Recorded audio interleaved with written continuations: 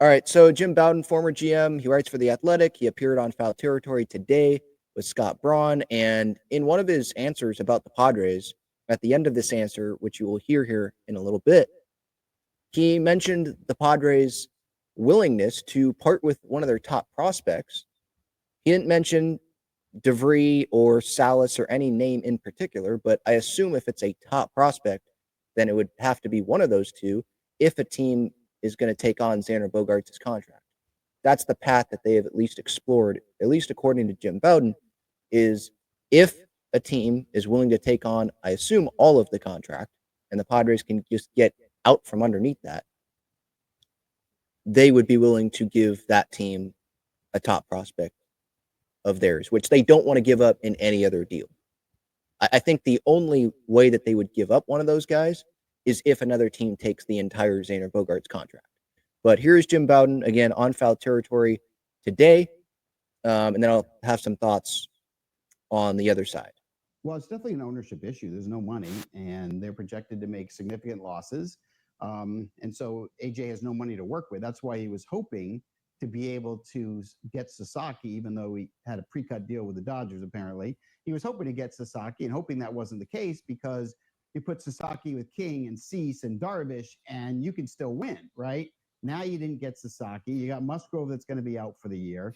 And so now he's looking at the team, realizing his best shot for the playoffs is a wild card spot, which he has a chance to, but no Profar, no Kim, as you mentioned, and no pathway to add anybody that's making any money because your orders are the cut payroll, not the add payroll. And then you've got the double conundrum in the fact that, okay, Luis Arraez is a free agent, Dylan Cease is a free agent. So now what are you going to do? So now you got to go to the market and say, okay, I can't extend either one. I probably, with a year out, instead of waiting to the trade deadline, should see what I can get now. You go through that process, and as the Brewers learned a year ago with Corbin Burns, I mean, the price is Joey Ortiz and DL Hall, and that's best case scenario. That's all you're getting. It's not like you're trading Juan Soto. So, the trade value is not what it is. So then you say, well, what about Michael King? When you get King, you've got more control with him. Get it. So I think the Padres are looking at it two ways. Number one, we could go for it, try to get a wild card berth. If it doesn't work, we can make trades at the trade deadline to retool. Or let's see if we can't get 6 or 7 prospects for 3 of our better players now and kind of start this rebuild now, because financially it's not going to get any better. They've also gone down the path of saying, hey, we'll trade one of our top prospects with Xander Bogaerts if you take Bogaerts' contract. So they're trying to find other ways also to reduce payroll to try to afford to do other things. But, they put themselves in a tough corner. And until the ownership either provides more resources or gets settled, I don't see the Padres' situation in the front office changing until that changes. All right. So there's Jim Bowden. And I did want to correct him on one thing. He talked about Michael King and having more control. That's not true. He's scheduled to be a free agent after this season. So he's in the same boat as Dylan Cease, Luis Arraez. So there's that. But that last part to me stuck out because I had not heard that. Maybe Dennis Lynn or someone has reported that, and I'm just blanking on that. But gone down the path of being willing to include a top prospect if a team takes on the Bogaerts contract. Now, it's an interesting thing to talk about, right? That they're willing to part with the top prospect. But realistically, is that even going to happen? Is that possible? I just don't see how that's going to happen.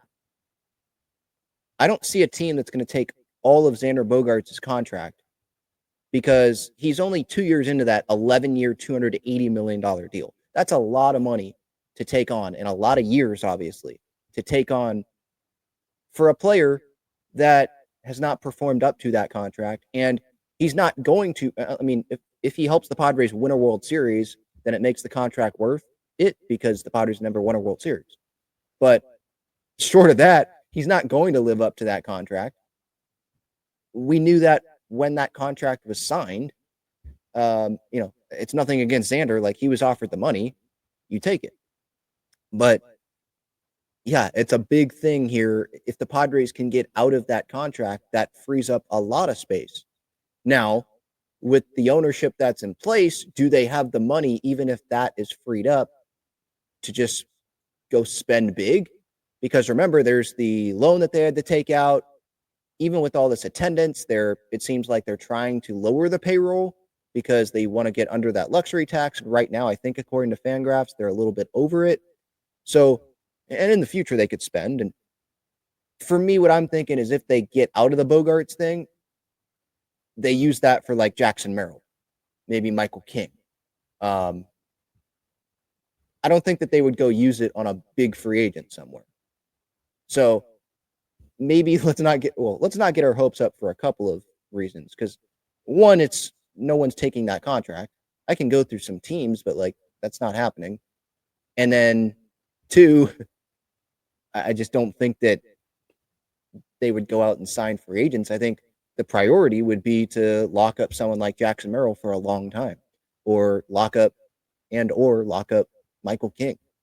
And if the Padres, before getting to potential teams here, if the Padres were to part with one of their top prospects to get out of a contract that they gave to a player 2 years ago, that's just going to be another like kick in the nuts in this offseason.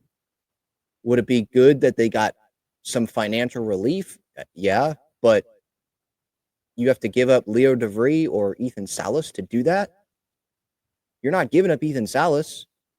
Why would you? If you give up Leo DeVree, okay, you have Salas, but who is that shortstop coming up with the future? You want Merrill to be in center. You're probably keeping Tatis in right. You could just fill that.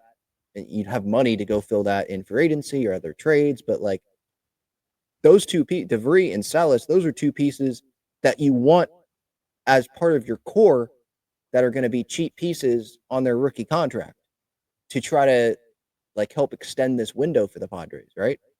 So there's just a couple of problems. Like there's a problem with them even doing this. I don't see it happening. And then if they do it, having to give up a top prospect in order to do it, how much better of a place are you in if you do that, right? They are prospects. It doesn't mean that these guys are going to pan out and be, the best players in franchise history. But there's a lot riding on those guys because of guys that have been traded in the farm system and some of the holes that are on this roster, or guys that haven't performed that are under contract at some of those positions. But yeah, getting to teams, I mean, I can't name contenders, right? Like if we go down the list of contenders, Phillies already have a ton of money committed to guys and they're getting older and older. That's a no. They have Trey Turner. Dodgers, no. The Giants, they have Willie Adames long-term. You go through the list, like the Yankees, they already have the Stanton contract, the Judge contract. Why would they want to add a Bogaerts contract to that, right? And they're probably want to save up for Kyle Tucker, and they just spent money on Max Fried and guys like that this offseason. The Atlanta Braves don't do that stuff. They're not going to do that.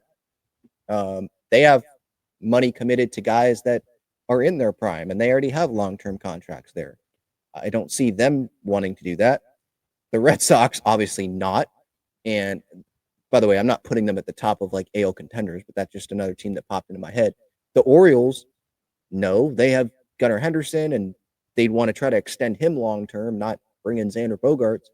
I'm just going through with these contenders. The Astros, no, they're not going to. Jim Crane's not doing that. What contender out there is going to do that? The Rangers have Corey Seager long-term and Semien long-term.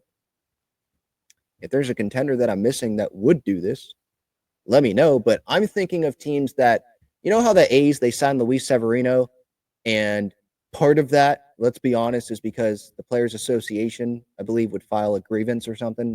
They would complain essentially if the A's weren't going to spend this offseason, so they pretty much had to spend. The A's have to spend money, so they identified someone. Let's go overpay for this guy. There's obviously risk on that move, but there's that, right? The A's, they had to spend money. So that's who I look at. Teams like the A's, the Marlins, the Pirates, they got to spend money, but with Paul Skeens, they're actually, I would hope that they're going to try to contend at some point here, but I would throw maybe the White Sox, teams that do not spend money and they could get in trouble with the players' side of things if they don't spend money.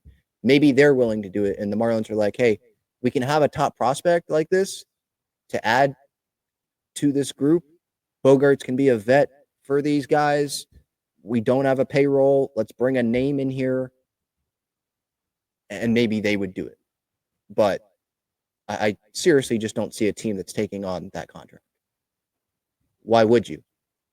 Especially if you're a contender, you're not going to. You're going to spend the money on guys that are more productive, can help your team, and are going to cost less. I mean, let's be honest, right? There are moves. I saw a tweet about the Dodgers and all the money they've spent this offseason, but they're shorter deals where it was comparing the Dodgers and all the money they've spent, but it was a lot of quality players to help their team. And it was the Mets spending the 765 or committing that to Juan Soto. And the Dodgers, all their commitments in total were less than that. And I know it's not for, a decade and a half or whatever Soto's number of years is. But you get my point. Like spreading the money out. Contending teams, they're not going to want to take on a one big contract of Bogaerts. They're going to want to spread that money around to different guys, maybe on shorter deals, but they see a window and they're going to go after that, not a long contract just to get a top prospect that may or may not pan out. It was an interesting thing that I heard Jim Bowden say here, but I just don't think it's realistic for a couple of things here, like I've talked about, that it would happen. Teams, would they take on the contract? And for the Padres, attaching maybe they would do it because just to get out from under that, and whoever they attach the guy that maybe they believe the least in. But yeah, like you're fixing one area, but then you're hurting another. So you got to balance that. To me, Bogaerts is going to be here. DeVries is going to be here. Salas is going to be here. And you try to win, and maybe it is connected to ownership. Maybe at some point ownership decides whoever wins this battle, they sell the team to someone that has more money and can come in. Hopefully the Padres can get like more money from a TV deal at some point or a streaming deal based on where we're headed. And that can help.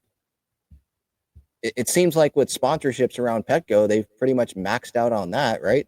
I see stuff all over the place, and they even have the Motorola patch on the jerseys. So they're having the new City Connect jersey is coming, but you got to find ways, I guess, to create more revenue, have more money coming in. I just think you just have to adapt, and you hope that Bogaerts bounces back and can play well, and you keep the prospect. It was a not great decision, especially when it's such a long-term contract like that. But at that time, Peter Seidler, he wanted to win, and he knew more obviously about his situation than we did. And that was probably him just wanting to win so badly that he was willing to spend whatever it took to bring another star in, coming off of making the NLCS the year before.